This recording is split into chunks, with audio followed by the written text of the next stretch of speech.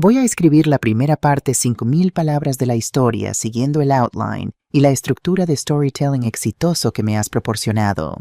Lo haré en español como solicitaste. Mi hijo vendió la casa donde viví durante 40 años y solo me dio 15.000 euros para vivir tranquila. El dinero que Fernando y yo habíamos ahorrado durante toda nuestra vida desapareció en manos de la persona que más amaba en este mundo. Me llamo Carmen Vega.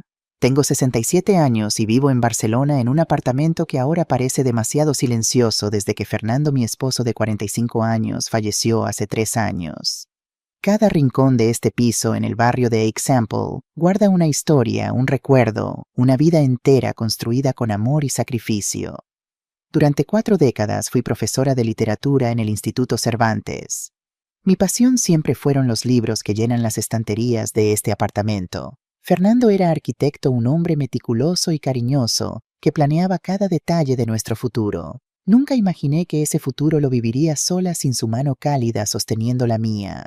Tuvimos 2 hijos, Alejandro de 45 años y Lucía de 42. Lucía vive en Valencia donde trabaja como ingeniera.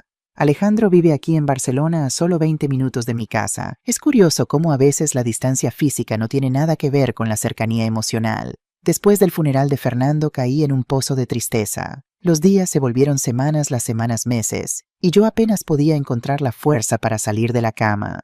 Mis libros, que siempre habían sido refugio, permanecían intactos en los estantes. El apartamento, que había sido testigo de tantas risas, se convirtió en un mausoleo de recuerdos. Lucía vino desde Valencia para el funeral y se quedó 2 semanas, pero tenía que volver a su trabajo, a su vida. Las llamadas diarias se volvieron semanales. La distancia, aunque inevitable, dolía. Fue entonces cuando Alejandro comenzó a aparecer con más frecuencia. Al principio su presencia fue un consuelo. Mi hijo mío, que siempre había estado tan ocupado con su agencia de publicidad, de repente venía casi todos los días. Traía la compra, revisaba mis medicamentos para la presión arterial, preguntaba por mis citas médicas.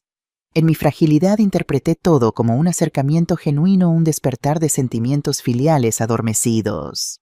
«Mamá, ¿no estás comiendo bien?», decía mirando la nevera casi vacía. «Voy a empezar a hacer tus compras». Y así comenzó. Pequeños gestos aparentemente inocentes que en retrospectiva fueron los primeros pasos de un plan calculado. En una tarde lluviosa de domingo, aproximadamente 6 meses después del fallecimiento de Fernando, Alejandro apareció con Silvia, su esposa. Era raro que ella viniera. Siempre tan ocupada con su boutique de ropa, apenas la veía en las comidas familiares obligatorias de Navidad y cumpleaños. Trajeron un pastel de la pastelería que me gustaba y se sentaron conmigo en el salón. Fue entonces cuando Alejandro mencionó por primera vez el asunto de las finanzas. «Mamá, he estado pensando. Estás sola ahora y estas cuestiones de banco, cuentas, inversiones son complicadas. Papá siempre se ocupó de eso, ¿verdad? Creo que deberías dejarme ayudar». Era cierto que Fernando siempre fue más organizado con las finanzas, pero no era como si yo fuera incapaz. Fui jefa del departamento de literatura durante 2 décadas. Administré presupuestos, supervisé equipos. Aún así, en aquel momento de vulnerabilidad, la oferta pareció sensata. Al fin y al cabo era mi hijo, sangre de mi sangre. «¿Qué mal podría haber? Hagamos así», continuó con aquella sonrisa que me recordaba tanto a cuando era niño. «Te ayudaré a organizar todo, pero tú sigues con el control. Solo es para darte una mano en esta fase difícil». Silvia, sentada a su lado, asintió con una sonrisa que no llegaba a los ojos. «Doña Carmen, será mejor así. Usted no necesita preocuparse con todas estas burocracias ahora». Una semana después, Alejandro apareció con algunos documentos. «Son solo unos poderes básicos para que yo pueda resolver cosas en el banco por ti sin que necesites salir de casa». Firmé sin leer bien. Mi error. Un error que pagaría caro en los próximos años. Lo que no sabía entonces, lo que descubriría mucho más tarde, era que Alejandro estaba ahogado en deudas. Su agencia de publicidad había perdido clientes importantes durante la crisis económica. Había hecho inversiones desastrosas en criptomonedas y tenía una adicción al póker online que le costaba miles de euros al mes. Todo esto lo mantenía oculto bajo una fachada de éxito y prosperidad. Silvia sabía de las deudas, pero no de la adicción al juego. Creía que la ayuda a su suegra era simplemente una solución temporal a sus problemas financieros. No imaginaba hasta dónde llegaría Alejandro. Fue todo tan gradual. Primero Alejandro sugirió consolidar mis cuentas en un único banco, el mismo donde él tenía cuenta, para facilitar la gestión, explicó. Después propuso que cancelara algunas tarjetas de crédito. Muchas tarjetas son un riesgo de seguridad, mamá. A continuación comenzó a traer extractos bancarios ya organizados para que los viera. Está todo controlado, no te preocupes. Cuando noté que ya no estaba recibiendo correspondencias del banco, cuestioné.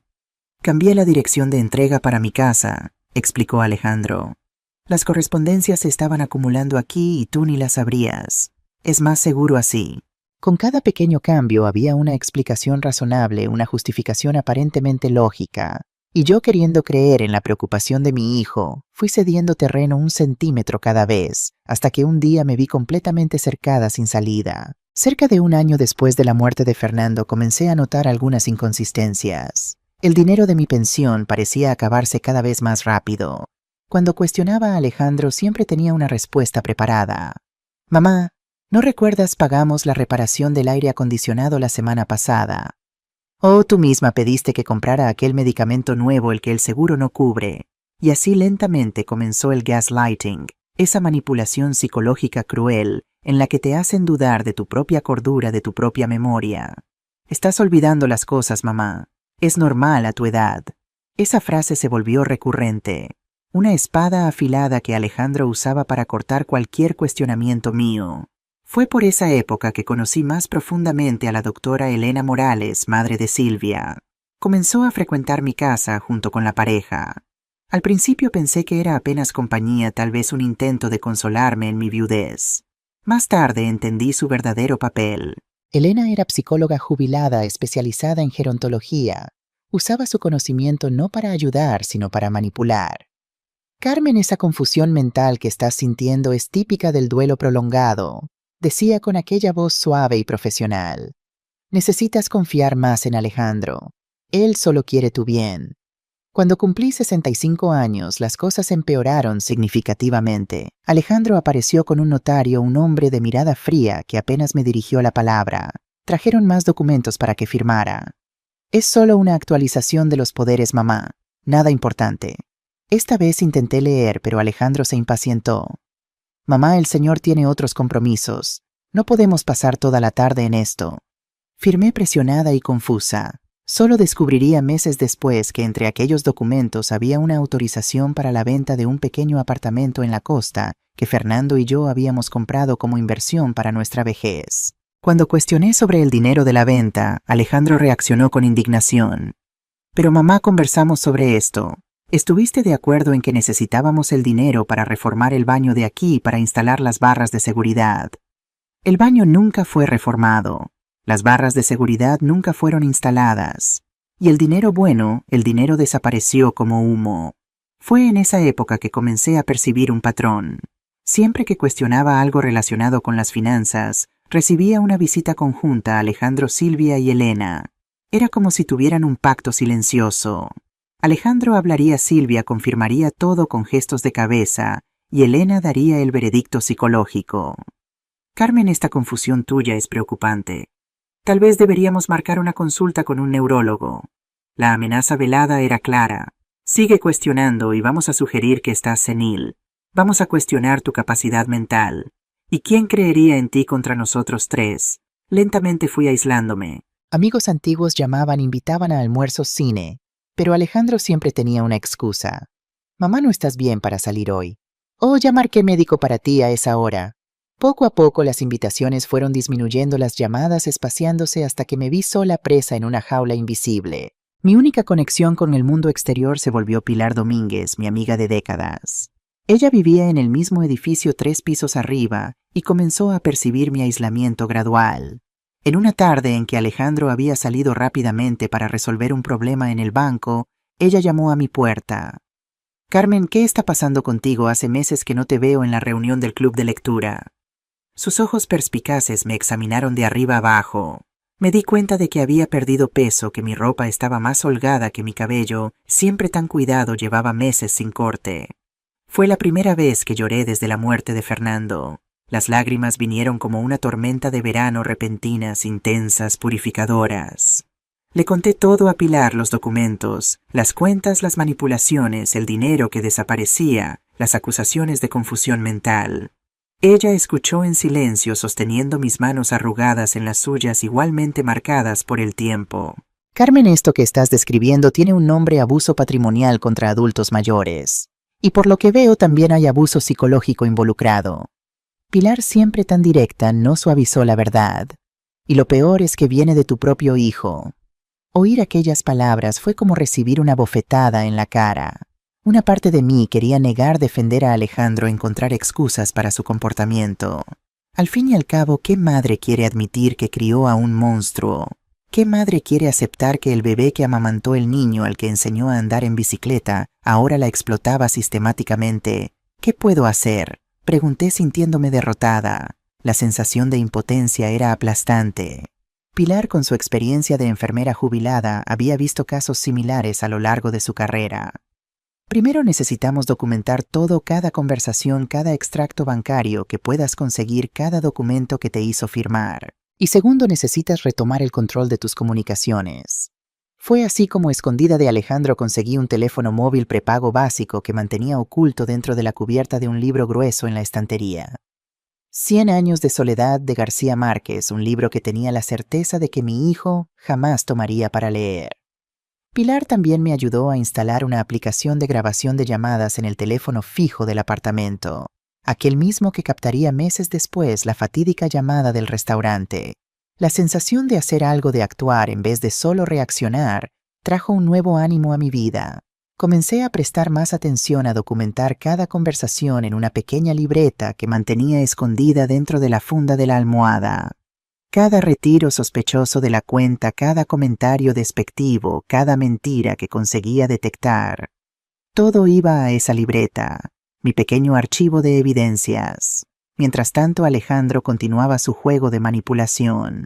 Los gastos inexplicables crecían.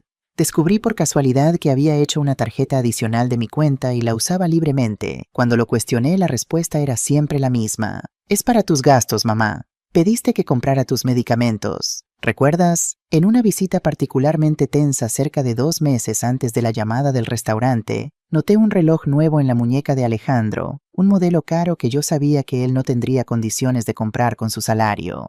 Silvia también apareció con bolsos de marca que no combinaban con la supuesta crisis financiera que la pareja decía estar enfrentando. Fue cuando entendí que no era solo una cuestión de control, era robo descarado. Estaban usando mi dinero, fruto de décadas de trabajo honesto, para mantener un estilo de vida lujoso que no podían costear.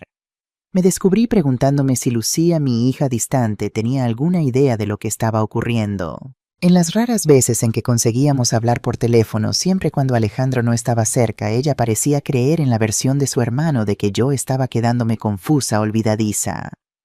Mamá, Alejandro me contó que olvidaste la cocina encendida el otro día, dijo en una de esas conversaciones. Estoy preocupada. Tal vez sería mejor que fueras a vivir con él o contratar una cuidadora. Lo más doloroso era percibir que mi propia hija estaba siendo manipulada contra mí. Alejandro había tejido su red de mentiras tan hábilmente que incluso Lucía, siempre tan perspicaz, había caído. La distancia física facilitaba la manipulación. Ella no podía ver con sus propios ojos lo que estaba ocurriendo. Dependía apenas de los relatos de su hermano. Los meses pasaron y yo continuaba recolectando evidencias, grabando conversaciones, anotando discrepancias. Pilar fue crucial en ese proceso, ayudándome a mantener la cordura, reforzando que yo no estaba confusa, no estaba imaginando cosas. El abuso era real. 2 semanas antes de la llamada del restaurante, ocurrió algo que encendió una alerta roja en la mente de Pilar. Durante una visita, Alejandro perdió la paciencia cuando pregunté sobre un retiro grande que había aparecido en el extracto bancario que conseguí obtener a escondidas. Mamá, para con esa paranoia, te estás volviendo senil. Golpeó la mesa con fuerza, haciendo temblar los portarretratos. Sus ojos tenían un brillo aterrador, algo que nunca había visto antes. Por un momento temí que pudiera agredirme físicamente. Silvia, que estaba presente, no hizo nada para calmarlo. Al contrario, parecía irritada conmigo por provocar a Alejandro. Doña Carmen, usted necesita confiar más en su hijo. Él solo quiere su bien.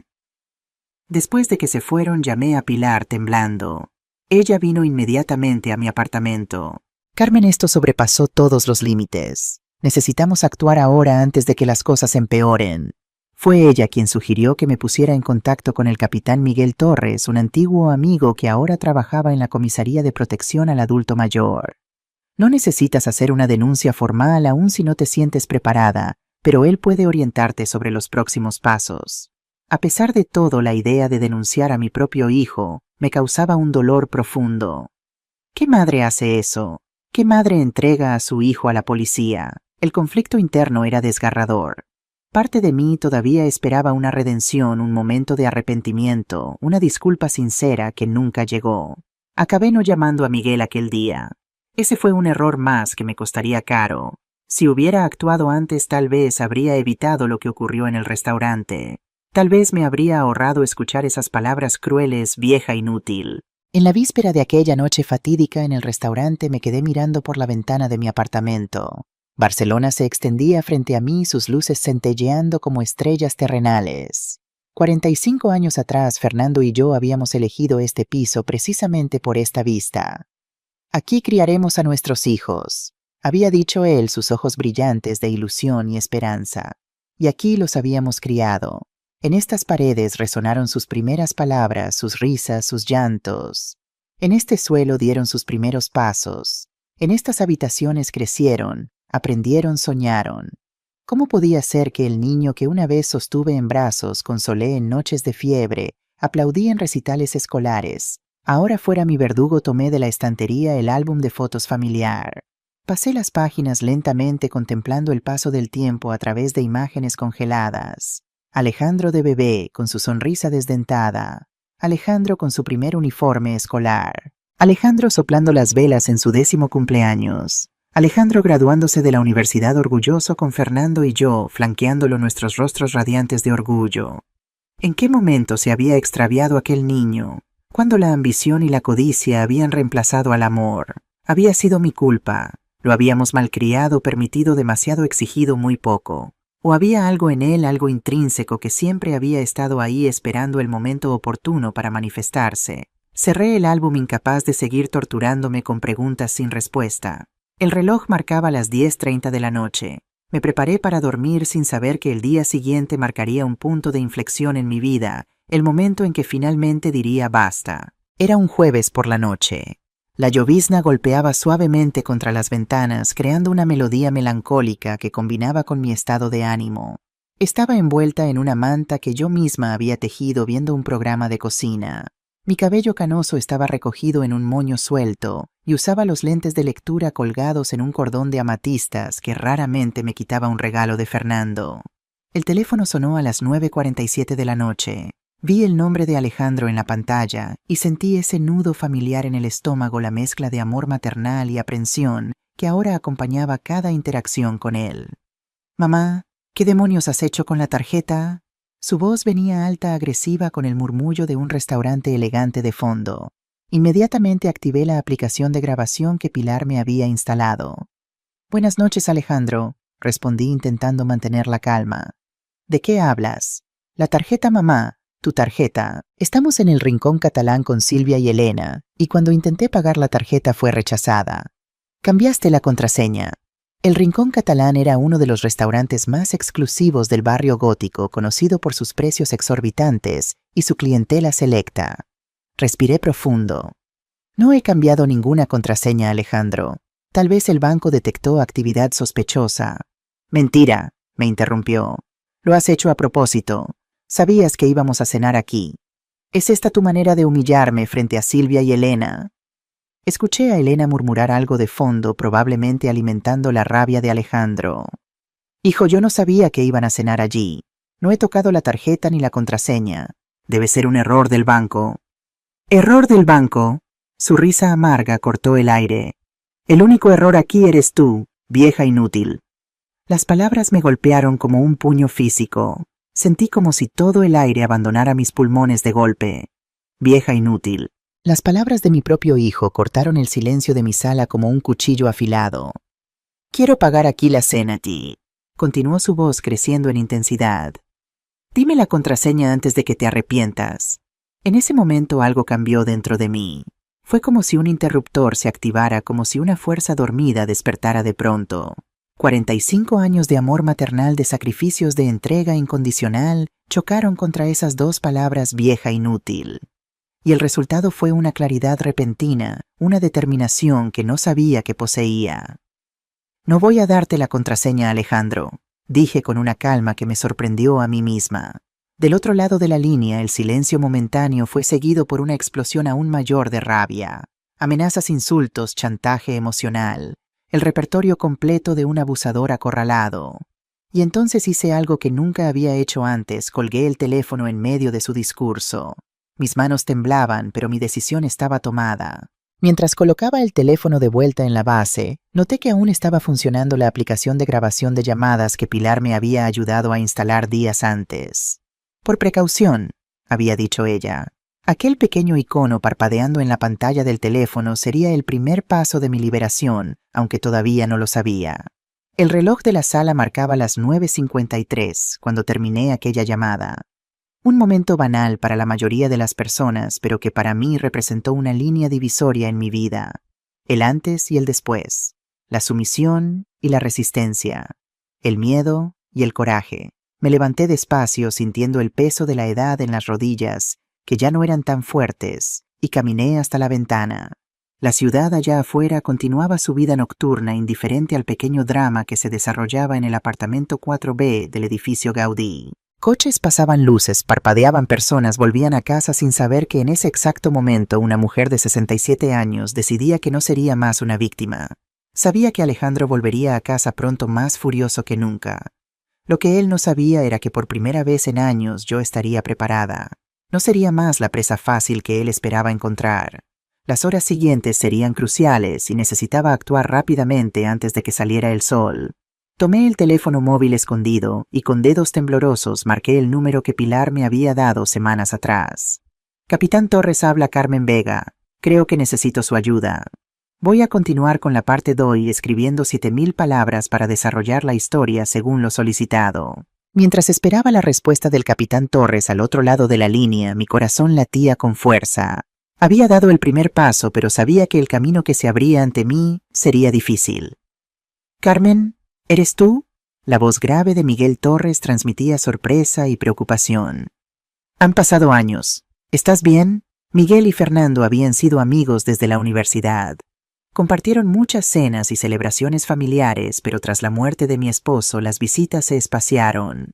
La última vez que lo había visto fue en el funeral. No, Miguel, no estoy bien. Mi voz sonaba más firme de lo que esperaba. Necesito tu ayuda. Se trata de Alejandro. En los siguientes 15 minutos le relaté todos los poderes notariales, las cuentas vaciadas, la manipulación psicológica, el aislamiento sistemático y finalmente la llamada de esta noche. El silencio al otro lado de la línea era pesado. Cuando finalmente habló, el tono amigable había dado paso a la voz profesional del capitán de policía. Carmen, lo que estás describiendo son delitos graves: abuso patrimonial contra persona mayor, apropiación indebida, coacciones. Hizo una pausa. Pero necesito preguntarte algo importante. ¿Estás segura de que quieres seguir adelante con esto? Estamos hablando de tu hijo. La pregunta me golpeó con todo su peso. Estaba dispuesta a enfrentarme a mi propio hijo, a llevarlo ante la justicia. La imagen de Alejandro de niño con su sonrisa inocente se superpuso a la del hombre que me había llamado vieja inútil apenas media hora antes. Estoy segura, respondí sorprendida por mi propia determinación. Ya no se trata solo de mí, Miguel. Si no lo detenemos, ¿quién será su próxima víctima? ¿Cuántas otras personas mayores están sufriendo lo mismo en silencio? Entiendo, dijo Miguel. Escucha con atención. No hagas nada esta noche. Mañana a primera hora enviaré a alguien de paisano para vigilar tu edificio. A las 10:00 vendré personalmente con Javier Solano, un abogado especializado en estos casos. También traeremos a un técnico para instalar cámaras discretas en tu apartamento. Hasta entonces, si Alejandro aparece, no lo confrontes. Actúa con normalidad como si nada hubiera pasado. Después de colgar, llamé a Pilar. Necesitaba su apoyo, su presencia reconfortante.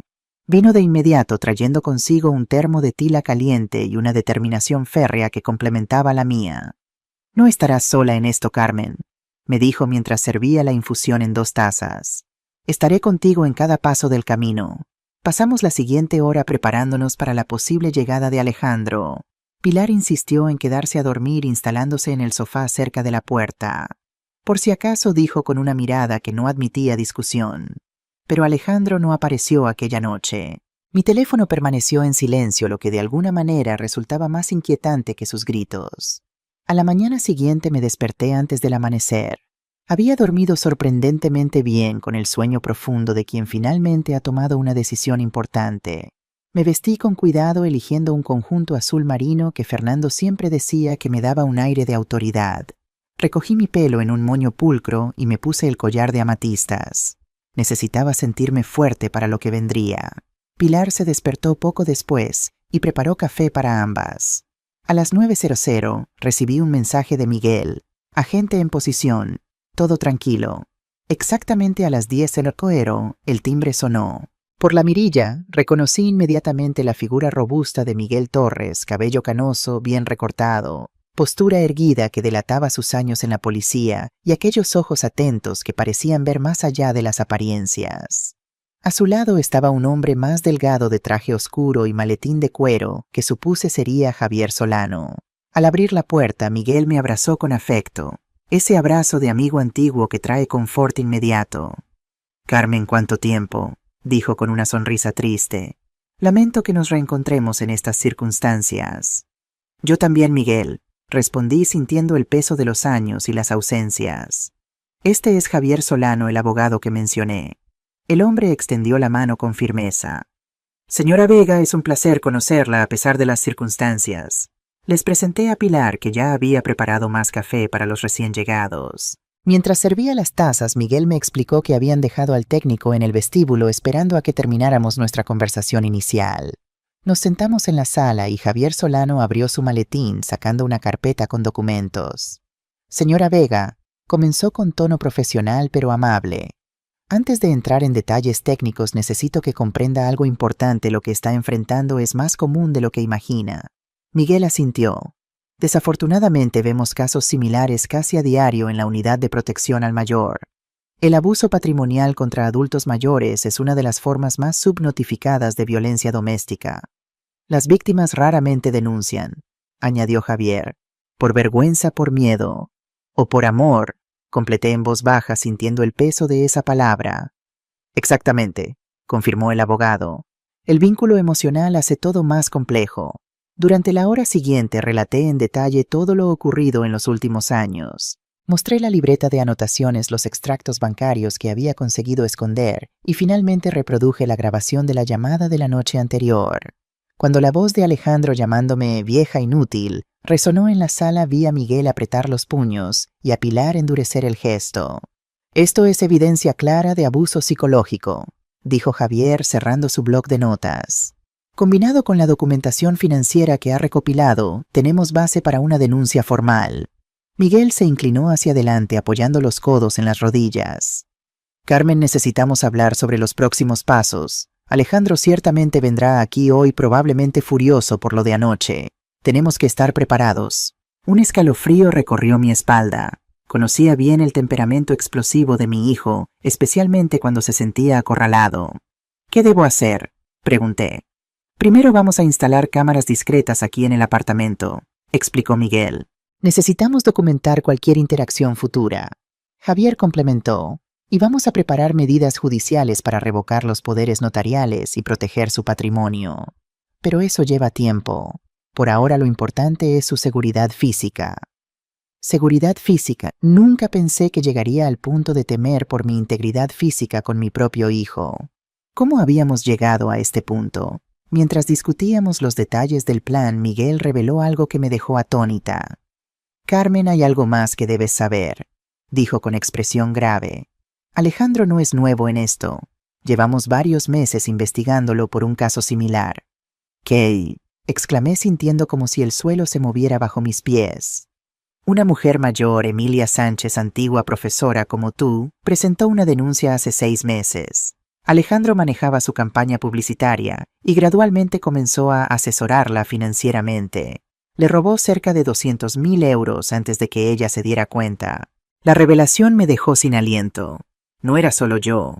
Había otras víctimas. Mi hijo no era simplemente alguien que había cometido un error o que había cedido a la tentación en un momento de desesperación. Era un depredador sistemático que se aprovechaba de personas vulnerables. ¿Por qué no lo han detenido ya?, preguntó Pilar indignada. La señora Sánchez retiró la denuncia, explicó Miguel. Recibió amenazas, presiones. Estamos seguros de que fue Alejandro, pero ella se negó a testificar. Sin su testimonio el caso se debilitó considerablemente. Pero con tu caso, Carmen, intervino Javier, y con las pruebas que has recopilado podemos finalmente detenerlo. La idea de que mi denuncia pudiera proteger a otras personas potencialmente vulnerables me dio una nueva determinación. Ya no se trataba solo de recuperar mi dinero o mi dignidad. Era una cuestión de justicia, de prevenir que otros sufrieran lo que yo había sufrido. El técnico, un joven discreto llamado David, instaló pequeñas cámaras ocultas en puntos estratégicos de la sala, y el recibidor, una en el marco de un cuadro, otra en la lámpara de pie, una tercera en el reloj de pared. Tan diminutas que resultaban prácticamente invisibles, a menos que supieras exactamente dónde buscar. Estas transmiten directamente a nuestros servidores, explicó. Todo quedará grabado como evidencia. Mientras David trabajaba, Miguel me entregó un pequeño dispositivo del tamaño de un llavero. Es un botón de pánico, dijo. Si en algún momento te sientes amenazada, solo presiónalo. Tendremos un agente en el edificio 24/7 durante los próximos días. Cuando estaban a punto de marcharse, le hice a Miguel la pregunta que había estado rondando mi mente toda la mañana. ¿Crees que vendrá hoy? Miguel intercambió una mirada con Javier antes de responder.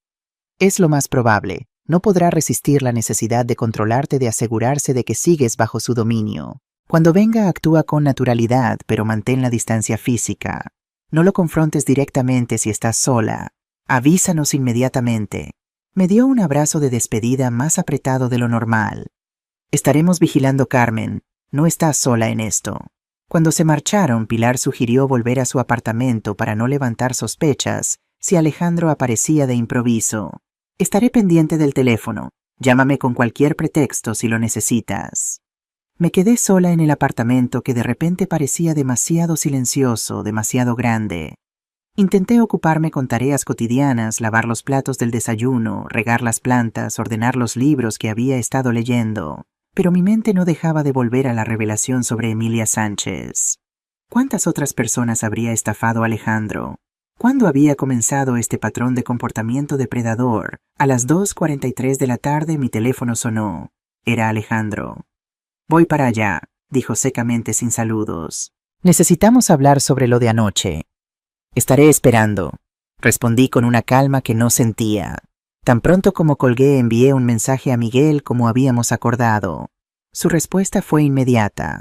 Agente informado, mantén la calma. Luego llamé a Pilar con el pretexto de pedirle una receta. Entendió la señal de inmediato.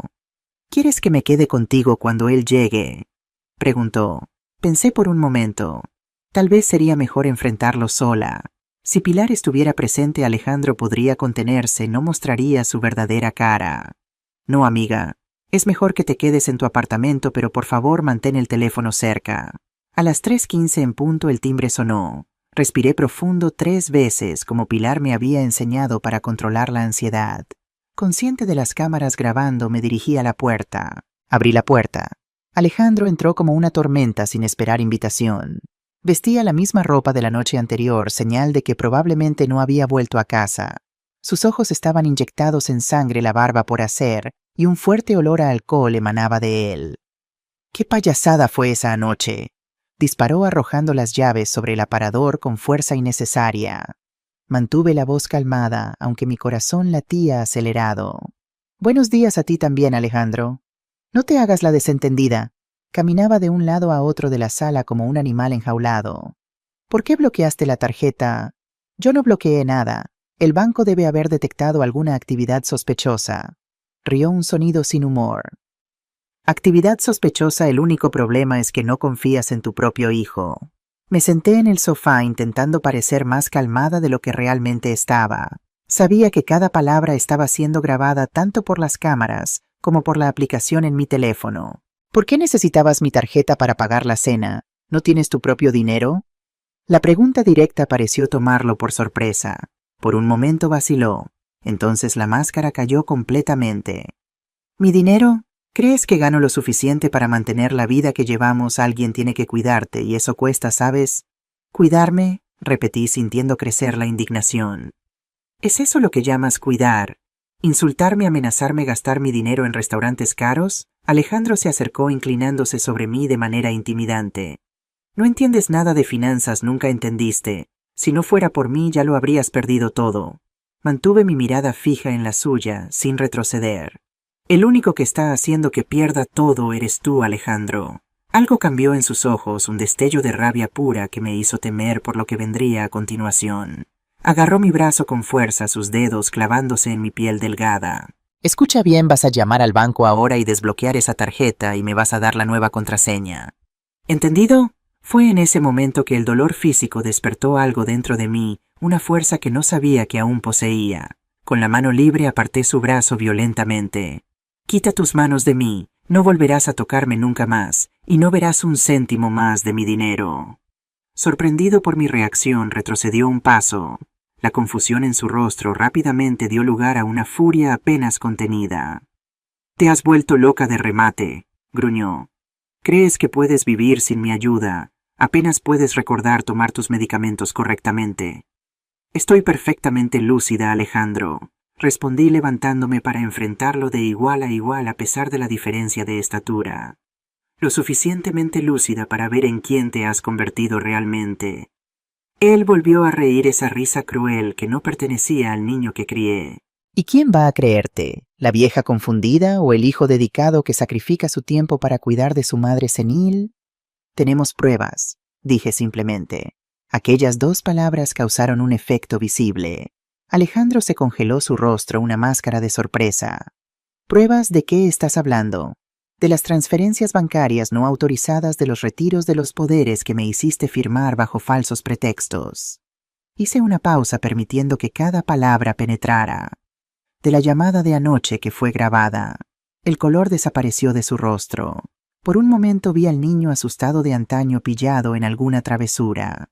«Estás fanfarroneando», murmuró pero sin convicción. «Llama al Banco Santander y pregunta por qué la tarjeta fue bloqueada», desafié. «Te informarán que fue porque detectaron actividad sospechosa, compras de alto valor en joyerías y tiendas de artículos de lujo en las últimas semanas. Compras que yo nunca autoricé». Alejandro pasó la mano por su cabello, un gesto nervioso que conocía bien. La fachada comenzaba a desmoronarse. «Fue solo un malentendido», intentó cambiando de táctica. «Iba a reponerlo todo, lo juro. ¿Cómo repusiste el dinero del apartamento de la costa que vendiste? ¿O el dinero de los ahorros que tu padre dejó para mi jubilación?» Comenzó a caminar por la sala nuevamente agitado. «No entiendes, estamos pasando por dificultades. La agencia no va bien, tenemos cuentas que pagar. Y la solución es robar a tu propia madre». La palabra robar pareció golpearlo como una bofetada. Su expresión se endureció nuevamente. «No es robo si el dinero va a quedar en la familia. No vas a vivir para siempre. ¿Y quién va a heredar todo? Lucía y yo. Solo estoy adelantando el proceso». La crueldad de aquella declaración me golpeó de lleno. Para él yo ya era solo un obstáculo entre él y mi dinero, un inconveniente que afortunadamente tenía fecha de caducidad. «Sal de mi casa», dije, la voz temblando no de miedo sino de indignación. «Ahora». Él dio una risa de escarnio. «No puedes echarme. ¿Quién va a cuidar de ti? Puedo cuidar de mí misma, siempre pude. Y si necesito ayuda, tengo amigos de verdad». Caminé hasta la puerta y la abrí. «Sal antes de que llame a la policía». Alejandro se acercó lentamente, su rostro a centímetros del mío. «Esto no va a quedar así», susurró. «Te vas a arrepentir». Mantuve la postura firme, aunque mi corazón latía descompasado. Lo único que lamento es no haber visto antes quién eres realmente. Cuando la puerta se cerró tras él, mis piernas finalmente cedieron. Me deslicé hasta el suelo, la espalda apoyada en la puerta, todo el cuerpo temblando. Lágrimas que había contenido durante toda la confrontación finalmente vinieron no de tristeza, sino de alivio, de liberación. Pasados unos minutos conseguí recomponerme lo suficiente para tomar el teléfono y enviar un mensaje a Miguel. Acaba de irse. «Estoy bien». La respuesta llegó casi instantáneamente. «Vimos todo. Vamos para allá». En 20 minutos mi apartamento estaba lleno nuevamente. Miguel, Javier, Pilar, que bajó corriendo tan pronto como supo, y una joven que me fue presentada como Laura Duarte, trabajadora social del Centro de Referencia del Adulto Mayor. Fue muy valiente, señora, dijo Laura sosteniendo mis manos. Muchas personas en su situación nunca consiguen dar este paso. Javier ya estaba al teléfono hablando sobre medidas cautelares, bloqueo de cuentas y revocación de poderes. Miguel revisaba las grabaciones de las cámaras, el semblante grave. La amenazó claramente, comentó el policía mostrando un fragmento específico en la tablet. Y hubo agresión física cuando sostuvo su brazo.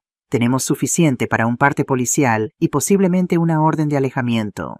La palabra orden de alejamiento me impactó con fuerza. Nunca imaginé que necesitaría protección legal contra mi propio hijo. ¿Qué sucede ahora?, pregunté la voz más firme de lo que esperaba. Javier colgó el teléfono y se sentó a mi lado. Vamos a actuar rápidamente en varios frentes. Primero, una notificación extrajudicial para Alejandro informando que todos los poderes están revocados. Segundo, una solicitud de orden de alejamiento para impedirle acercarse a usted o a este apartamento. Tercero, una auditoría completa de sus cuentas para documentar todas las transferencias no autorizadas. Miguel complementó. Y vamos a formalizar la denuncia por abuso patrimonial, amenaza y agresión. La grabación de la llamada de ayer y el video de hoy son pruebas contundentes. Laura añadió en tono gentil. También vamos a ofrecer acompañamiento psicológico, doña Carmen. Situaciones como esta dejan marcas profundas. Asentí, incapaz de formular palabras en aquel momento. La realidad de lo que estaba ocurriendo, de que estaba efectivamente denunciando a mi hijo a la policía, era abrumadora. ¿Y Lucía?, pregunté finalmente. Mi hija necesita saber. Pilar, que había permanecido silenciosa hasta entonces, apretó mi hombro. Ya le llamé. Está tomando el próximo vuelo desde Valencia. Agradecí mentalmente a mi amiga, que pensaba en todo. Lucía necesitaba escuchar de mí personalmente lo que había ocurrido. Años de manipulación de Alejandro ciertamente habían distorsionado su percepción sobre mi situación. Las horas siguientes pasaron en un borrón de llamadas telefónicas, documentos para firmar y decisiones que tomar. Cuando finalmente todos se fueron con la promesa de volver por la mañana, me encontré sola en el silencio del apartamento, el mismo apartamento donde había criado a mis hijos, donde había vivido con Fernando. Ahora parecía diferente, un campo de batalla de una guerra que no elegí luchar. Fui hasta la estantería y tomé el portarretratos con la foto de Alejandro niño, aquella sonrisa inocente, aquellos ojos brillantes. ¿Dónde se había perdido aquel niño? ¿En qué momento la ambición y la avaricia reemplazaron al amor? ¿Habría algo que yo podría haber hecho diferente? El teléfono sonó interrumpiendo mis pensamientos. Con el corazón acelerado atendí. «Mamá», la voz de Lucía estaba embargada. Claramente había llorado. «Es verdad, todo lo que Pilar me contó». Me senté lentamente en el sillón preferido de Fernando, sintiendo el peso de los años y de las decisiones. «Sí, hija. Es verdad», escuché un sollozo del otro lado de la línea. «Lo siento mucho, mamá. Tan profundamente. Él me convenció de que de que tu memoria estaba fallando, que necesitabas supervisión constante». «No fue tu culpa», respondí sintiendo las lágrimas volver. «Él nos manipuló a todos». «Estoy en el aeropuerto ahora», dijo la voz más firme. «Llego en 3 horas. Vamos a enfrentar esto juntas, mamá. Lo prometo». Cuando colgué sentí una extraña mezcla de dolor y esperanza. El dolor de una familia destrozada por la avaricia, pero la esperanza de reconstruir algo nuevo, algo verdadero con mi hija. Aquella noche dormí un sueño sorprendentemente profundo. El sueño de quien finalmente se ha quitado un peso aplastante de los hombros. El vuelo de Lucía llegó puntual a El Prat. A pesar de mis protestas, Miguel insistió en enviar a un agente para acompañarme al aeropuerto. «Por precaución», dijo, «no sabemos cómo puede reaccionar Alejandro si descubre que Lucía viene». La terminal de llegadas estaba llena de gente, familias esperando a seres queridos, conductores con carteles, con nombres, turistas desorientados consultando mapas. Y allí entre la multitud vi a mi hija Nia. Había perdido peso desde la última vez que nos vimos, y sus ojos tan parecidos a los de Fernando mostraban signos de insomnio. Pero seguía siendo mi Lucía. Cuando me vio, corrió hacia mí abrazándome con tanta fuerza que casi perdí el equilibrio. «Mamá», susurró su voz quebrada por la emoción. No hubo necesidad de palabras durante varios minutos. Simplemente nos abrazamos dejando que años de distancia y malentendidos se disolvieran en ese contacto. De vuelta en el taxi, Lucía tomó mis manos entre las suyas. No puedo creer que no me diera cuenta, dijo con voz quebrada. Las señales estaban ahí. Las excusas constantes de por qué no podía visitarte, las historias sobre tu deterioro mental, la insistencia en que él manejara todas las comunicaciones. Tu hermano siempre fue muy persuasivo, respondí apretando sus manos. Y estabas a 350 kilómetros de distancia. Era fácil para él controlar la narrativa. Pero debería haberlo cuestionado más haber venido a verte personalmente. ¿Qué clase de hija acepta que su madre está senil sin siquiera visitarla para constatarlo?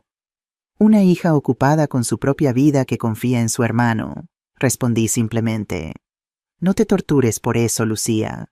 Lo importante es que estás aquí ahora. Al llegar al apartamento encontramos a Pilar esperándonos con café recién hecho y pasteles de una pastelería cercana. El abrazo entre ella y Lucía fue largo y emotivo. Pilar había sido casi una segunda madre para mis hijos, después de que Fernando y yo los acogimos en nuestro hogar. «Te has quedado tan delgada, niña», regañó Pilar con cariño, examinando a Lucía con ojo crítico. «¿Estás comiendo bien en Valencia?» Lucía rió entre lágrimas. «Algunas cosas nunca cambian, ¿verdad, Pilar?»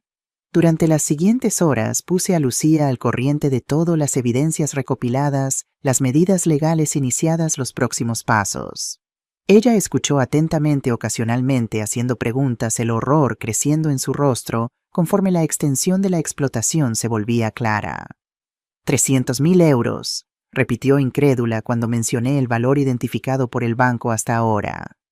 Dios mío, mamá, ¿cómo pudo? La avaricia es un vicio que nunca se satisface, respondí recordando las palabras que mi padre solía decir. Cuanto más se tiene, más se quiere. Un silencio pensativo se instaló entre nosotras. Finalmente Lucía levantó la mirada, determinación en sus ojos. Él me llamó, dijo. Anoche sentí un apretón en el pecho. ¿Y qué dijo? Su versión, claro. Que estás confusa, paranoica, que inventaste una historia loca de robo porque tienes demencia, que contrataste a un abogado estafador que te está manipulando. Hizo una pausa. Dijo que quieres destruir a la familia. Negué con la cabeza, no realmente sorprendida. Era el siguiente movimiento lógico, intentar poner a mi hija contra mí, crear división, sembrar dudas. ¿Y le creíste? Pregunté suavemente. No, respondió con firmeza. No, esta vez no. Pilar ya me había llamado, antes me había contado todo en detalle. Y además, vaciló. Él sonaba como siempre suena cuando está mintiendo. Ese tono ligeramente agudo, hablando demasiado rápido. Lo percibo desde que éramos niños. Sonreí recordando ese mismo patrón. Como madre yo también siempre supe cuando mis hijos mentían. Era un lenguaje secreto entre nosotros, invisible para los demás. ¿Qué hacemos ahora?, preguntó Lucía. Ahora esperamos, respondí. Miguel y Javier están manejando la parte legal. Mañana tendremos más información sobre la orden de alejamiento y las medidas cautelares para proteger lo que queda de mis ahorros. Lucía asintió pensativa. Hay algo más que necesito contarte, mamá. Algo que descubrí hace unas semanas y que ahora cobra un nuevo significado. Se levantó y buscó en su bolso sacando su tablet. Tras unos segundos buscando me mostró la pantalla. Era una página web de un casino de lujo en Montecarlo. Mira la galería de fotos del evento de la semana pasada. Deslicé el dedo por las imágenes de hombres y mujeres elegantemente vestidos en lo que parecía un torneo de póker de alto nivel. Y entonces lo vi a Alejandro en smoking sentado a una mesa con fichas por valor de miles de euros frente a él. Lo encontré por casualidad, explicó Lucía. Estaba buscando información para un proyecto de trabajo y me apareció como publicidad. Al principio pensé que era un error, que se parecía a Alejandro, pero no podía ser él. ¿Cómo iba a permitirse un torneo donde la entrada cuesta 10.000 euros? Pero ahora sabemos de dónde salía el dinero. Completé sintiendo una nueva oleada de dolor y traición. El timbre interrumpió nuestra conversación. Lucía se tensó visiblemente, pero yo reconocí el patrón, 2 timbrazos cortos, la señal de Pilar. Es Rafael Méndez, dijo Pilar al entrar. El dueño del restaurante El Rincón Catalán. Dice que necesita hablar contigo. Rafael era un hombre de unos 50 años con el porte distinguido de alguien acostumbrado a tratar con la élite de Barcelona. Su restaurante era uno de los más exclusivos del barrio gótico frecuentado por celebridades y empresarios. Señora Vega, comenzó visiblemente incómodo. Perdone que la moleste. Su dirección me la proporcionó la policía. El capitán Torres estuvo en el restaurante recogiendo las grabaciones de las cámaras de seguridad de la noche del incidente con su hijo. Sí, Rafael, ¿cómo puedo ayudarle? En realidad es al contrario. Hizo una pausa. Quiero ayudar a la señora. Presencié toda la escena aquella noche.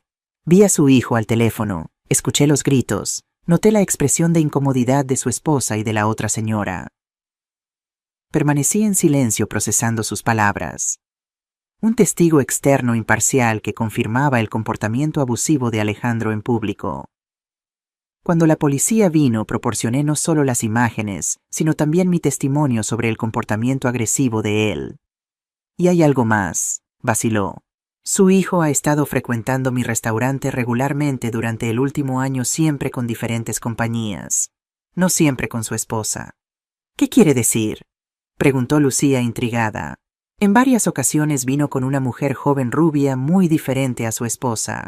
Eran bastante afectuosos entre ellos. La revelación no me sorprendió tanto como debería. De alguna manera encajaba perfectamente en el patrón de engaño que Alejandro había establecido en todos los aspectos de su vida. ¿Por qué nos cuenta esto?, pregunté. Rafael miró hacia abajo como si buscara las palabras adecuadas. Mi abuela pasó por una situación similar. Nadie le creyó hasta que fue demasiado tarde. Perdió todo, su casa, sus ahorros, su dignidad. No pude hacer nada, entonces era un niño, pero ahora puedo ayudar. Gracias, Rafael, conseguí decir finalmente. Eso significa mucho. Es lo mínimo que puedo hacer. Si necesita cualquier otra cosa, mi testimonio más evidencia lo que sea. Por favor, no dude en contactarme. Después de que Rafael se marchara, Lucía y yo nos quedamos en silencio procesando esta nueva pieza del rompecabezas. Una amante, murmuró Lucía finalmente. ¿Crees que Silvia lo sabe? No lo sé, pero podría explicar por qué ha estado cooperando con la investigación. Miguel mencionó que estaba proporcionando información valiosa. El teléfono sonó interrumpiendo nuestras reflexiones. Era Javier Solano. Señora Vega, buenas noticias. El juez ha concedido la orden de alejamiento. Alejandro no puede acercarse a menos de 500 metros de usted o de su domicilio. También hemos conseguido bloquear preventivamente sus cuentas bancarias mientras se realiza la investigación. Gracias, Javier, respondí sintiendo un peso levantarse de mis hombros. ¿Cuándo será la audiencia preliminar? La han fijado para el próximo jueves a las 10:00 en los juzgados de Plaza Castilla. No es obligatorio que asista, pero sería conveniente. Después de colgar miré a Lucía. Jueves a las 10:00, la primera audiencia. Ella tomó mi mano apretándola con firmeza. Estaré allí contigo, mamá. No tendrás que enfrentar esto sola. Esa noche, mientras Lucía dormía en su antigua habitación, me quedé despierta mirando las luces de Barcelona a través de la ventana. A pesar del dolor de la traición, sentía una extraña paz. Por primera vez en años era dueña de mis decisiones. Ya no era una víctima, sino una superviviente. El camino que se extendía ante mí sería difícil, lleno de obstáculos legales y emocionales. Pero ya no estaba sola. Tenía a mi hija de vuelta, tenía amigos leales, tenía profesionales competentes a mi lado. La vieja inútil que Alejandro había intentado reducirme a ser, se había convertido en una mujer que finalmente decía basta. Y eso, descubrí, era la forma más profunda de libertad. Disculpa por no entender tu pedido correctamente. Voy a escribir la parte 3 con 8.000 palabras como solicitaste. La mañana del jueves amaneció con un cielo sorprendentemente despejado sobre Barcelona. Los rayos de sol entraban por las persianas dibujando patrones dorados en el suelo de mi habitación. Me desperté antes de que sonara la alarma, con esa mezcla de nerviosismo y determinación que acompaña los momentos decisivos de la vida. Hoy era el día, la audiencia preliminar donde enfrentaría oficialmente a mi hijo ante la ley. Me levanté con cuidado, sintiendo el peso de mis 67 años en cada articulación. En el espejo del baño, una mujer con ojos cansados pero firmes me devolvía la mirada. Pasé los dedos por las arrugas de mi rostro, mapas de una vida larga con sus alegrías y sus penas. Fernando siempre decía que eran líneas de sabiduría. Hoy necesitaría toda esa sabiduría acumulada.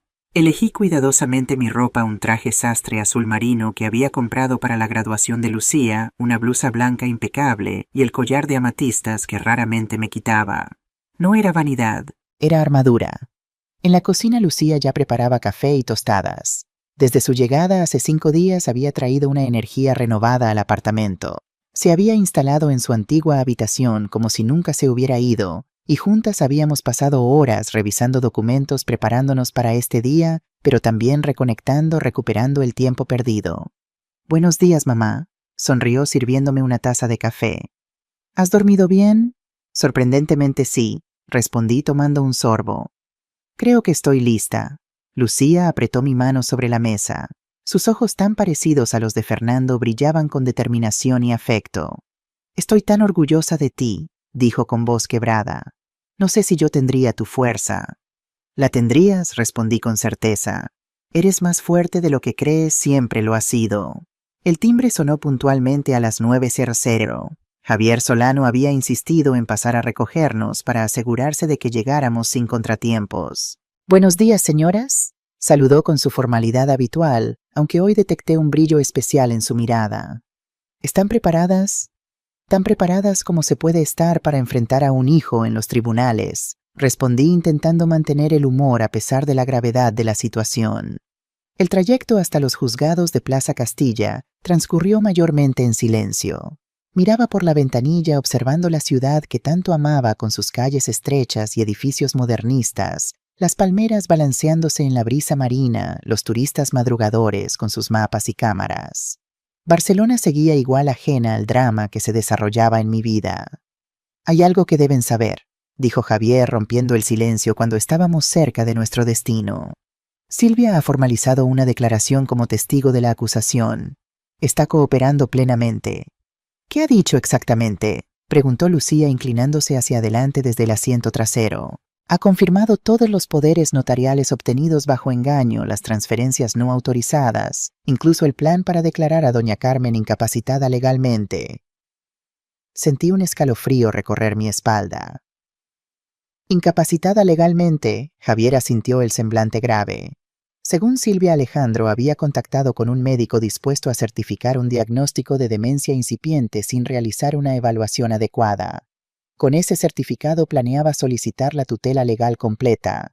Habría tenido control absoluto sobre todos sus bienes y decisiones. Un silencio pesado llenó el coche.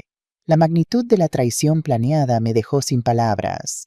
No era solo el dinero lo que Alejandro codiciaba.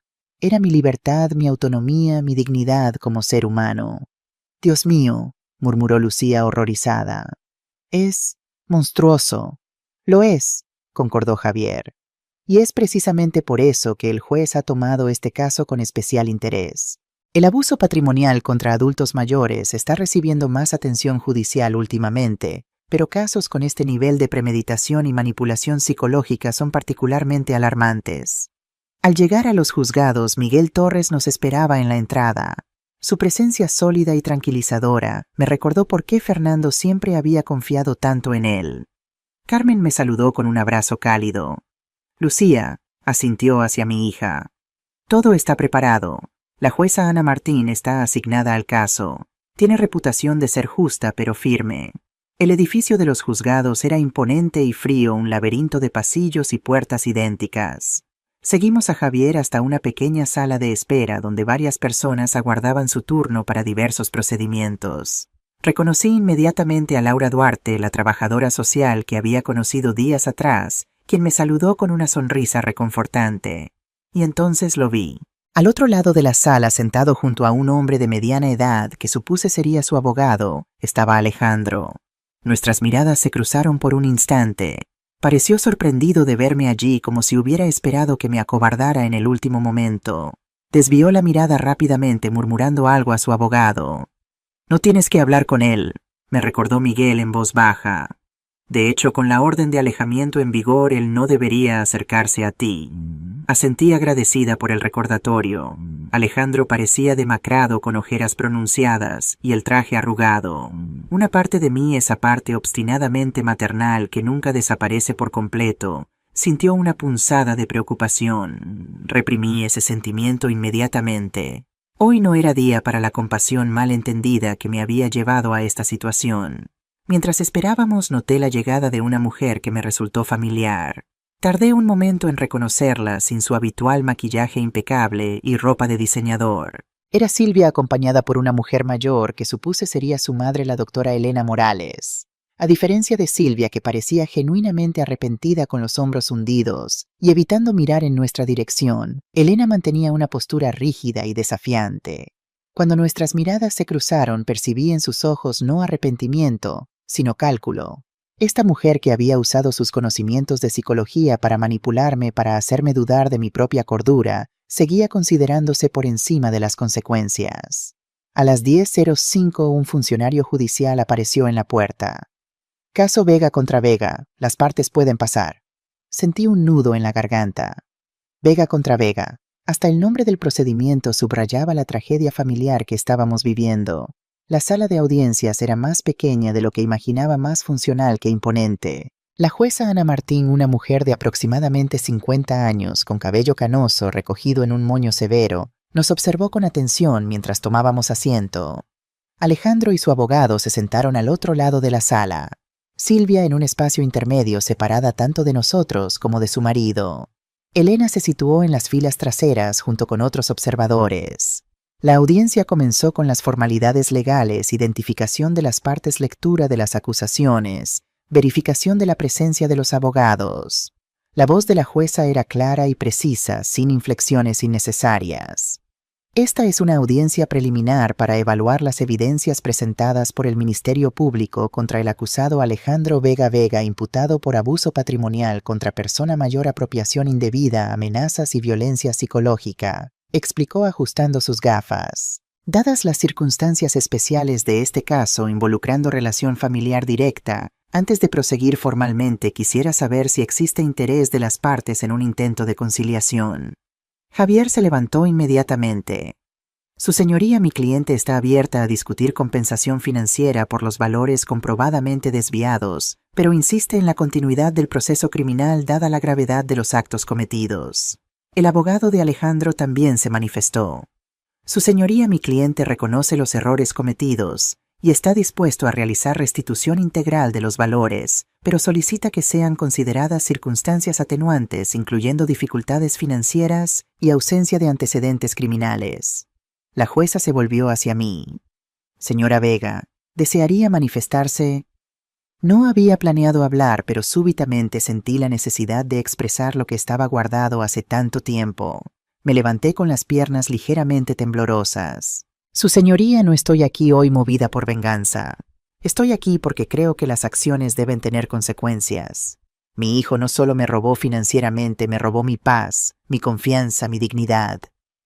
Hice una pausa manteniendo la voz firme.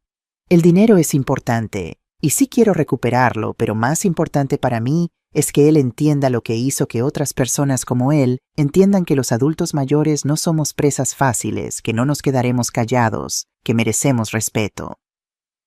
Un silencio respetuoso siguió a mis palabras. La jueza asintió levemente.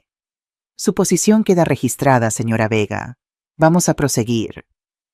Las siguientes 2 horas fueron intensas. El fiscal presentó las evidencias recopiladas, extractos bancarios que mostraban transferencias sospechosas, documentos notariales obtenidos mediante engaño, testimonios de empleados bancarios que habían notado irregularidades, la grabación de la fatídica llamada telefónica y, lo más impactante, el video de Alejandro agrediéndome físicamente en mi propio apartamento.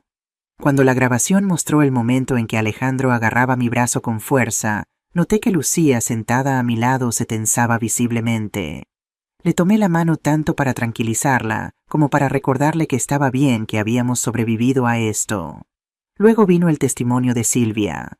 Con voz quebrada por momentos describió cómo lo que comenzó como una supuesta ayuda a una suegra en duelo se convirtió gradualmente en un plan sistemático de explotación financiera. Al principio creí que era genuina preocupación, explicó. Alejandro decía que su madre estaba deprimida, que no podía manejar sola sus asuntos tras la muerte de su padre. Pero con el tiempo vi cómo el dinero desaparecía, cómo aparecían cosas caras en nuestra casa. Cuando pregunté siempre había excusas. ¿Y por qué no intervino antes?, preguntó la jueza. Silvia bajó la mirada. miedo y vergüenza. Para cuando entendí la magnitud de lo que estaba pasando me sentía cómplice. Y luego... Sí, instó la jueza. Descubrí que no era solo a su madre a quien estaba engañando. Había otra mujer, y otro apartamento pagado con el dinero de doña Carmen. Un murmullo recorrió la sala. Vi a Alejandro hundirse en su asiento, la fachada de control completamente desmoronada. La declaración más sorprendente, sin embargo, vino de Rafael Méndez, el dueño del restaurante. Describió con precisión el comportamiento de Alejandro durante la cena fatídica, su arrogancia, su furia cuando la tarjeta fue rechazada, la evidente incomodidad de Silvia y Elena. Pero fue su testimonio sobre las visitas previas lo que causó mayor impacto. El señor Vega frecuentaba mi restaurante regularmente, siempre pagando con la tarjeta a nombre de doña Carmen. En muchas ocasiones venía con una mujer joven rubia, definitivamente no su esposa. Gastaban cantidades exorbitantes en vinos y champán. Miguel presentó entonces los registros de la tarjeta de crédito que confirmaban el patrón: restaurantes de lujo, hoteles, joyerías. Todo pagado con mi dinero, mientras yo vivía cada vez más austeramente, convencida de que mis finanzas se estaban agotando naturalmente. Cuando la fiscalía terminó su presentación, el abogado de Alejandro intentó construir una defensa basada en supuestas dificultades financieras y estrés psicológico, sugiriendo que su cliente había actuado bajo presión, no con malicia premeditada. Pero incluso él parecía poco convencido de sus propios argumentos frente al peso abrumador de las evidencias. Finalmente la jueza habló. Dada la solidez de las pruebas presentadas y la gravedad de las acusaciones, determino la continuación del proceso criminal contra el acusado Alejandro Vega Vega.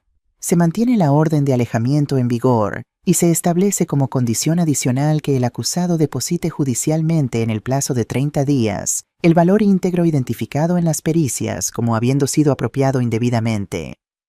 Miró directamente a Alejandro. Señor Vega, entienda que la relación familiar no exime de responsabilidad legal. Al contrario, el abuso de confianza hacia un progenitor constituye un agravante en este tipo de delitos. Mientras recogíamos nuestras cosas preparándonos para salir, noté que Alejandro seguía mirándome fijamente, no con rabia o desafío como esperaba, sino con algo que parecía casi súplica. «Quiere hablar contigo», murmuró Javier, notándolo también. «Es tu decisión si quieres permitirlo, pero yo no lo recomendaría sin la presencia de los abogados». Vacilé. Parte de mí quería evitar cualquier contacto, preservar la distancia emocional que había conseguido establecer. Pero otra parte, esa parte obstinadamente maternal, que nunca desaparece completamente, quería oír lo que él tenía que decir. «Podemos conversar aquí mismo», decidí, con todos presentes. Javier hizo una señal al abogado de Alejandro, quien conferenció brevemente con su cliente antes de asentir. Nos encontramos en el centro de la sala, ahora casi vacía, con los abogados Lucía y Miguel, formando un círculo protector a nuestro alrededor. De cerca, el deterioro físico de Alejandro era aún más evidente. El hombre, otrora vanidoso y siempre impecablemente arreglado, parecía desgreñado, con la barba por hacer y ojeras profundas. «Mamá», comenzó la voz ronca. «No me llames así», interrumpí sorprendida por la firmeza de mi propia voz. «Perdiste ese derecho cuando decidiste tratarme como un obstáculo, no como tu madre». Él retrocedió como si hubiera recibido una bofetada. Doña Carmen entonces se corrigió tragando saliva. «Sé que no hay disculpa para lo que hice. No estoy pidiendo perdón. Solo quería que supiera que voy a devolver cada euro. Ya vendí el coche, estoy vendiendo el apartamento». «No se trata del dinero», corté nuevamente. «Nunca lo fue. Se trata de confianza, se trata de respeto, se trata de dignidad». Hice una pausa organizando mis pensamientos. «Me llamaste vieja inútil. Es así como me veías, como una carga inútil buena solo por el dinero que podías extraer de mí». Alejandro desvió la mirada, incapaz de enfrentar la pregunta directa. Su silencio fue respuesta suficiente. «Pensé que te había enseñado valores mejores», continué, la voz más suave ahora. «Tu padre y yo trabajamos tanto para darte a ti y a Lucía una vida buena, una educación moral sólida. ¿En qué punto decidiste que explotar a tu propia madre era aceptable?» «Fueron las deudas al principio», murmuró. «La agencia estaba quebrando. Teníamos acreedores golpeando la puerta. Fue solo una vez, pensé, solo un préstamo que devolvería». Pasó la mano por su cabello desgreñado. «Después se volvió demasiado fácil. Usted confiaba tanto en mí y yo me acostumbré a tener ese dinero, ese estilo de vida. La franqueza inesperada me tomó por sorpresa. No había justificación en sus ojos, solo una confesión desnuda y cruda de la progresión del abuso. Tienes idea del daño que causaste no solo financiero sino emocional. Me hiciste dudar de mi propia cordura, Alejandro. Me aislaste de mis amigos. Me hiciste sentir que era una carga que no merecía respeto. Mi voz falló ligeramente. Eso es algo que ningún dinero puede reparar. Él asintió lentamente, los ojos ahora húmedos. Lo sé, y tendré que vivir con eso por el resto de mi vida. Una pausa pesada. Silvia me dejó. Nos estamos divorciando. Perdí mi empleo cuando la noticia del proceso se difundió. Perdí todo. No sentí la satisfacción que quizás él esperaba con aquella revelación. Solo una tristeza profunda por el desperdicio de confianza de amor de una familia que podría haber sido diferente. Hiciste tus elecciones, Alejandro. Ahora tendrás que convivir con las consecuencias. Miré a Lucía, que observaba la escena con expresión tensa. Tal vez un día muy en el futuro podamos encontrar algún tipo de paz, pero por ahora lo único que puedo ofrecer es la promesa de que este proceso seguirá su curso legal sin interferencias emocionales de mi parte, ni para peor ni para mejor. Con esas palabras di la conversación por terminada. Salimos de los tribunales en silencio, cada uno perdido en sus propios pensamientos. El cielo de Barcelona estaba cargado, anunciando una de las tormentas rápidas e intensas tan características de la ciudad. En el coche Lucía finalmente rompió el silencio. Fuiste increíble allá adentro, mamá. Tan firme, tan digna. No me siento increíble, confesé. Me siento exhausta, como si hubiera corrido una maratón emocional. Y lo fue, respondió ella suavemente. Enfrentaste a tu propio hijo en un tribunal, expusiste una historia dolorosa, mantuviste tu integridad todo el tiempo. Si eso no es fuerza, no sé qué es. 3 días después recibimos la notificación oficial. La jueza había determinado la continuación del proceso criminal contra Alejandro, aceptando íntegramente las acusaciones hechas por el Ministerio Público. Silvia, por su colaboración, recibiría beneficios legales en su propio proceso. Elena enfrentaría acusaciones separadas por complicidad. Mientras el proceso legal avanzaba a su propio ritmo, Lucía y yo intentábamos reconstruir nuestra vida cotidiana. Ella había solicitado un permiso temporal en su trabajo en Valencia para quedarse conmigo en Barcelona. Juntas comenzamos a deshacer el daño causado por años de manipulación y aislamiento. Recuperé el contacto con antiguos amigos y colegas del Instituto Cervantes. Retomé mi membresía en el club de lectura local. Pequeños pasos hacia la normalidad, hacia la vida que había tenido antes de que la depresión tras la muerte de Fernando y el control de Alejandro me robaran mi identidad. Un giro inesperado cambió completamente el rumbo de nuestra historia. Javier me contactó una mañana, su voz transmitiendo una mezcla de sorpresa y emoción. Doña Carmen, necesito verla urgentemente. Ha surgido algo que podría cambiar todo. 1 hora después, Javier estaba en mi sala con un sobre manila grueso sobre la mesa. Sus ojos brillaban con una intensidad que no le había visto antes. Esto llegó a mi oficina esta mañana. Proviene del bufete Gómez y Asociados. Aparentemente el señor Fernando Vega, su difunto esposo, dejó instrucciones específicas con ellos. Debían entregarme este sobre si alguna vez usted se involucraba en un proceso legal contra Alejandro. Mi corazón dio un vuelco. Fernando sabía que esto podía pasar. Al parecer sí, y se preparó para ello.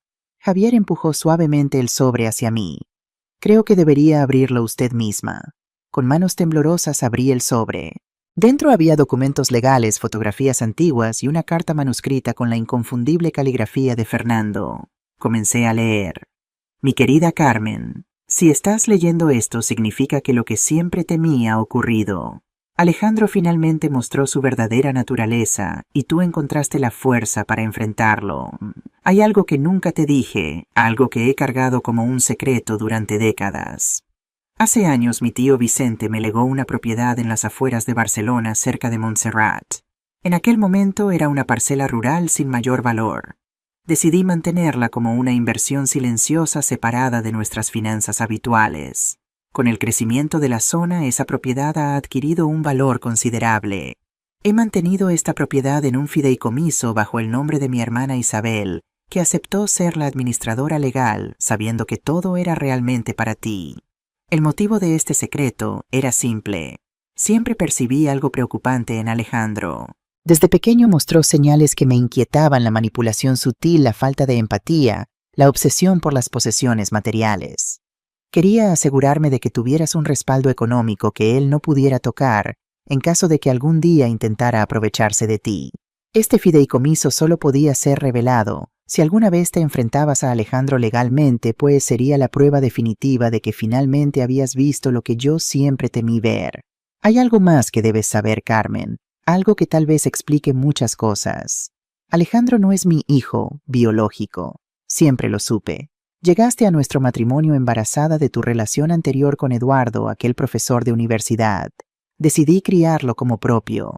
Nunca mencionamos el asunto y con el tiempo casi olvidamos esa verdad. Pero quizás eso explique por qué siempre sentí una distancia con él que nunca existió con Lucía. No te culpo por nada. Te amé desde el primer día hasta el último. Solo lamento no haber estado ahí para protegerte cuando finalmente ocurrió lo inevitable. Isabel está al tanto de que recibirías esta carta. Ella te ayudará con la transferencia de las propiedades. Úsalas sabiamente, mi amor. Reconstruye tu vida y, si es posible, usa parte de ese dinero para ayudar a otros en situaciones similares. Siempre tuviste un corazón generoso. Con amor eterno, Fernando. Las lágrimas corrían por mis mejillas cuando terminé de leer. Lucía, que había permanecido en silencio a mi lado, también lloraba. Javier nos dio un momento para procesar todo aquello. Los documentos adjuntos son todos legales y en orden, dijo finalmente. La propiedad existe y según la última tasación vale aproximadamente 500.000 euros. La señora Isabel Vega ya fue contactada y está dispuesta a reunirse con usted cuando lo desee. Me llevó tiempo asimilar todo aquello. Fernando, mi Fernando, siempre tan callado, tan prudente, había visto lo que yo me negaba a ver. Se había preparado para protegerme incluso después de su muerte. Y aquel secreto sobre la paternidad de Alejandro explicaba tanto y a la vez abría tantas nuevas preguntas. Eduardo Montero había sido mi profesor en la universidad, un hombre brillante y carismático, con quien tuve una breve pero intensa relación antes de conocer a Fernando. Nunca supe que aquel romance había resultado en un embarazo hasta semanas después de comenzar a salir con Fernando. Cuando le conté esperando rechazo, Fernando me sorprendió con su comprensión y amor incondicional. Criaremos a este niño juntos, había dicho. Será tan hijo mío como los que vengan después. Y así lo hizo sin jamás mencionarlo nuevamente, sin jamás tratar a Alejandro diferente que a Lucía. Una semana después me reuní con Isabel, la hermana de Fernando. No la había visto desde el funeral. Me abrazó con fuerza, sus ojos tan parecidos a los de su hermano. Él siempre supo que este día podría llegar, me dijo, pero confiaba en que encontrarías la fuerza para enfrentarlo. Tenía tanta fe en ti, Carmen. La transferencia de la propiedad fue sorprendentemente sencilla gracias a la meticulosa planificación de Fernando. De repente pasé de luchar por recuperar mis ahorros de jubilación a ser propietaria de un terreno valioso y una casa en el campo que podría proporcionar ingresos estables por el resto de mi vida. Cuando Javier preguntó qué quería hacer con esta nueva situación financiera, la respuesta vino a mí con absoluta claridad. Quiero usar parte de este dinero para ayudar a otras personas en mi situación, dije con convicción. No solo con consejos o talleres, sino como una fundación real con presencia en la ciudad. Quiero crear un refugio para adultos mayores víctimas de abuso, ofrecer asesoría legal gratuita, líneas de ayuda, todo lo que yo habría necesitado si no hubiera contado con Pilar Miguel y todos los demás. Lucía sonrió apretando mi mano. Papá estaría tan orgulloso. Los meses siguientes fueron un torbellino de actividad. Con la ayuda de Javier y Laura registramos oficialmente la Fundación Dignidad. Encontramos un pequeño local en el barrio de Gracia, lo suficientemente accesible, pero con un alquiler razonable. Contratamos a un abogado a tiempo parcial especializado en derechos de los mayores y a una psicóloga para ofrecer apoyo emocional. Para nuestra sorpresa, Silvia se ofreció como voluntaria. Después de su testimonio contra Alejandro, había iniciado terapia para procesar su propia participación en los hechos y su sentimiento de culpa. No puedo cambiar lo que hice, o mejor dicho, lo que no hice cuando debía, me dijo en nuestra primera reunión formal. Pero quizás pueda ayudar a prevenir que esto le suceda a otros. Su conocimiento del mundo empresarial y sus contactos resultaron invaluables para la fundación. Poco a poco Silvia se convirtió en una aliada importante y con el tiempo en una amiga. La Fundación Dignidad comenzó modestamente talleres informativos, una línea telefónica de atención-asesoramiento legal básico, pero la necesidad era tan grande que pronto nos vimos desbordados por solicitudes de ayuda. Historias similares a la mía, a veces incluso peores, llegaban día tras día. Teresa, una mujer de 82 años, cuyo sobrino había vaciado sus cuentas bancarias. Manuel, un viudo de 75, a quien su hija había hecho firmar la escritura de su casa con engaños. Pilar, de 70, cuyos hijos la habían internado en una residencia contra su voluntad para vender su piso. Cada historia reforzaba nuestra determinación. La fundación se convirtió en un faro para aquellos que, como yo, habían sido víctimas de abuso pero se negaban a seguir siéndolo. Lucía decidió quedarse en Barcelona. Encontró un puesto en una empresa de ingeniería local y se involucró activamente en la fundación, aportando su experiencia en organización y tecnología. Su presencia constante fue uno de los mayores regalos de este difícil proceso. A los 6 meses de nuestra apertura recibimos una noticia inesperada. La revista local Barcelona Hoy quería hacer un reportaje sobre nuestro trabajo. La periodista Marta Gómez pasó 2 días entrevistándonos y observando nuestras actividades. ¿Qué la motivó a crear la fundación?, me preguntó durante nuestra conversación. La experiencia personal, por supuesto, respondí sinceramente, pero también la constatación de que mi caso no era único ni excepcional. El abuso contra adultos mayores es una epidemia silenciosa. Las víctimas callan por vergüenza, por miedo, por amor mal entendido hacia sus abusadores. Alguien tenía que romper ese silencio. El artículo resultante, titulado «Dignidad a cualquier edad, la mujer que transformó su trauma en esperanza», ocupó la portada del suplemento dominical. El teléfono de la fundación no dejó de sonar durante semanas. Poco después recibimos una invitación para presentar nuestro trabajo en un congreso sobre derechos de los adultos mayores en Madrid. Era la primera vez que hablaría públicamente sobre mi experiencia, y los nervios amenazaban con paralizarme. «No tienes que hacerlo si no te sientes preparada», me aseguró Lucía la noche anterior mientras repasábamos mi presentación en el hotel. «Necesito hacerlo», respondí con determinación. No por mí, sino por todos aquellos que aún no han encontrado su voz. El auditorio estaba lleno de profesionales de la salud, trabajadores sociales, abogados, representantes de asociaciones de mayores. Cuando subí al escenario, mis manos temblaban ligeramente.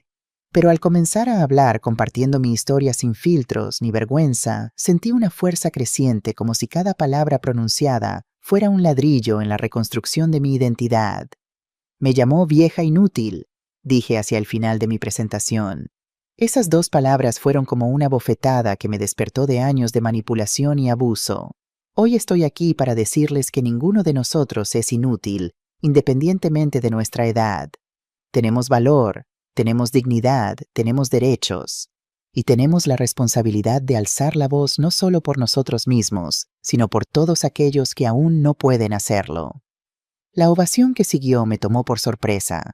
Personas de todas las edades se pusieron de pie aplaudiendo con lágrimas en los ojos. Entre ellos, en la primera fila, estaba Lucía, su rostro radiante de orgullo. Ese día marcó un antes y un después para la fundación. Las invitaciones a conferencias se multiplicaron. Los medios nacionales comenzaron a interesarse por nuestro trabajo. Recibimos donaciones y ofertas de colaboración de otras organizaciones. Un año después de la audiencia preliminar, la Fundación Dignidad ya tenía presencia en 3 ciudades españolas: Barcelona, Madrid y Valencia. Habíamos ayudado a más de 200 personas a recuperar bienes o derechos perdidos, y a incontables más a identificar y detener el abuso en sus primeras etapas. En cuanto a Alejandro, fue sentenciado a 4 años de prisión, con posibilidad de régimen semiabierto después de cumplir la mitad de la condena. La sentencia se redujo considerando su colaboración tardía y la restitución parcial de los bienes. Ocasionalmente recibía noticias suyas a través de su abogado. Estaba participando en un programa de rehabilitación, dando clases de publicidad a otros reclusos, aparentemente buscando algún tipo de redención personal. No lo había visitado. Quizás algún día encontraría la fuerza para eso, pero por ahora estaba centrada en mi propio camino de sanación y en el trabajo con la fundación. La revelación sobre la verdadera paternidad de Alejandro quedó entre Lucía y yo. Decidimos que nada se ganaría compartiendo esa información con él en este momento. Tal vez años más tarde, cuando las heridas no fueran tan recientes, podríamos abordar esa verdad compleja. Era una tarde soleada de primavera 2 años después de aquel día fatídico en que decidí decir basta. La Fundación Dignidad celebraba su segundo aniversario con un evento especial en un centro cultural de Barcelona. El salón estaba lleno de beneficiarios de nuestros programas voluntarios donantes, representantes de instituciones colaboradoras. En el escenario junto a mí estaban Lucía, Pilar, Javier, Miguel, Laura y Silvia, cada uno representando una pieza fundamental del rompecabezas que había sido mi salvación, y ahora era la de muchos otros. Cuando comenzamos este viaje, dije al micrófono, éramos solo un puñado de personas con más voluntad que recursos. Hoy somos una red de esperanza que se extiende por toda España. Detrás de cada número de cada estadística hay una historia personal de dolor, pero también de superación, de dignidad recuperada. Mientras hablaba noté una figura familiar en la parte trasera del salón. Un hombre delgado con el cabello más canoso de lo que recordaba observaba atentamente. Alejandro había sido liberado bajo el régimen semiabierto hace 3 meses, pero esta era la primera vez que lo veía desde el juicio. Nuestras miradas se cruzaron brevemente antes de que yo continuara mi discurso. No sentí el miedo o la rabia que esperaba, solo una especie de paz resignada. Este hombre que una vez tuvo tanto poder sobre mí ya no podía alcanzarme. Después de la ceremonia oficial, mientras los asistentes disfrutaban del cóctel, Alejandro se acercó tímidamente. Lucía, siempre protectora, se tensó visiblemente a mi lado. «Está bien», le aseguré. «Puedo manejar esto». Alejandro se detuvo a una distancia respetuosa, consciente de que técnicamente aún violaba la orden de alejamiento, aunque ésta había sido modificada para permitirle asistir a eventos públicos donde yo pudiera estar presente. «Felicitaciones por todo lo que has logrado», dijo con voz suave, casi irreconocible en este hombre que alguna vez fue tan arrogante. «Es impresionante». «Gracias», respondí simplemente. No había necesidad de más palabras. «Estoy en un programa», continuó nervioso. «Terapia. Estamos trabajando en la empatía, en entender el daño causado. Parte del proceso es disculparse si la víctima está dispuesta a escuchar». Lo miré en silencio, evaluando su sinceridad. Los años en prisión habían dejado su marca. Parecía más viejo, más frágil, pero también más auténtico de alguna manera. «Te escucho», dije finalmente. «Lo siento», dijo las palabras saliendo con esfuerzo. «Por todo. Por traicionar tu confianza, por manipularte, por hacerte sentir menos de lo que eres. Por las palabras crueles. Por el daño que nunca podré reparar completamente». Hizo una pausa, luchando visiblemente con sus emociones. «No espero perdón. Solo quería que supieras que entiendo ahora lo que hice. Y que cada día intento ser mejor que la persona que fui». No sabía qué responder. Parte de mí quería abrazarlo, decirle que todo estaría bien. Otra parte se mantenía cautelosa, recordando cuántas veces sus palabras bonitas habían ocultado intenciones oscuras. «El perdón es un camino», dije finalmente. «No un destino. Quizás algún día lleguemos a ese punto. Por ahora me alegra saber que estás intentando cambiar». Asintió, aceptando mis palabras como el máximo consuelo que podía ofrecer en ese momento. «Hay algo más», añadió sacando un sobre de su chaqueta. «Conseguí un trabajo. No es mucho, pero cada mes estoy apartando una parte para la restitución. Sé que el dinero no es suficiente, pero...». «No es por el dinero», lo interrumpí suavemente. «Nunca lo fue. Lo sé, pero es lo único que puedo ofrecer ahora mismo». Me tendió el sobre. «Por favor, acéptalo. Para la fundación si no quieres usarlo para ti».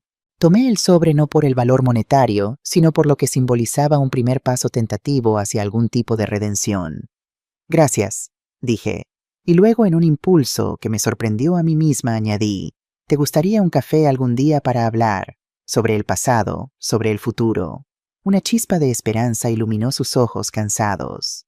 «Me gustaría eso, mucho». Mientras se alejaba, Lucía se acercó a mi lado. «¿Estás bien?», preguntó preocupada. «Sí», respondí sorprendida de lo cierta que era esa simple palabra. «Creo que sí». En los meses siguientes, la Fundación Dignidad continuó expandiendo su alcance. Lanzamos una aplicación móvil que permitía a los adultos mayores reportar abusos de forma anónima y recibir asesoramiento inmediato. Abrimos una casa de acogida temporal para quienes necesitaban escapar de situaciones abusivas mientras se resolvían sus casos legales. Empezamos a colaborar con escuelas y universidades llevando programas de concientización sobre el respeto a los mayores. La educación, descubrimos, era tan importante como la intervención. Mi relación con Alejandro avanzaba a pasos lentos, cautelosos. Nos reuníamos ocasionalmente en cafés públicos, siempre con una tercera persona presente, generalmente Lucía o Javier.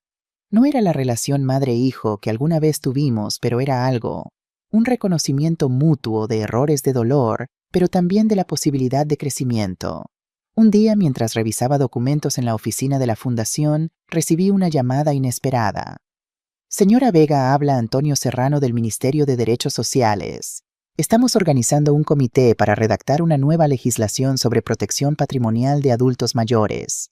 Nos gustaría contar con su experiencia y la de su fundación. Esa llamada marcó el inicio de una nueva fase en nuestro trabajo, la incidencia política.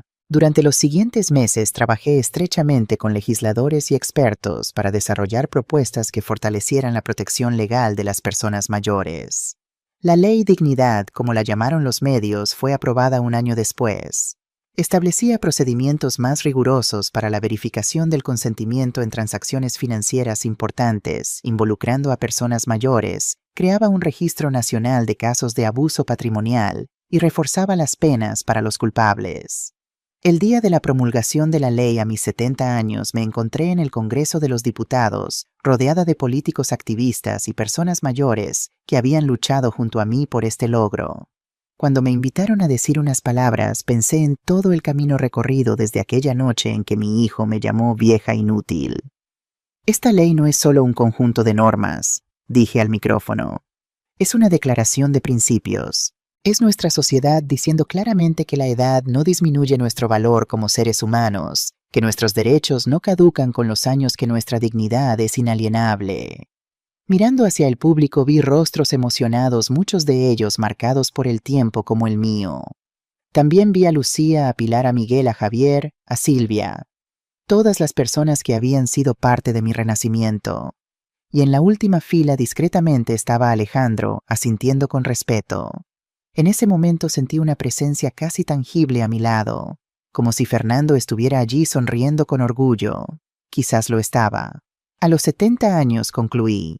No estoy terminando un capítulo de mi vida, estoy comenzando uno nuevo, y es posiblemente el más significativo, porque ahora sé con una certeza que solo la experiencia puede dar, que cada uno de nosotros tiene el poder de transformar el dolor en propósito, la injusticia en cambio, y el fin aparente en un nuevo comienzo. La edad no es un límite, es una plataforma desde la que podemos alcanzar alturas que ni siquiera imaginábamos cuando éramos jóvenes. Mientras el público se ponía de pie en una ovación, sentí una paz profunda. La vieja inútil, que una vez fui llamada, se había convertido en una fuerza de cambio social. Un testimonio viviente de que nunca es tarde para reclamar nuestra dignidad y usar nuestra voz para crear un mundo mejor. Y todo comenzó con una simple decisión aquella noche de invierno: colgar el teléfono y decir, basta.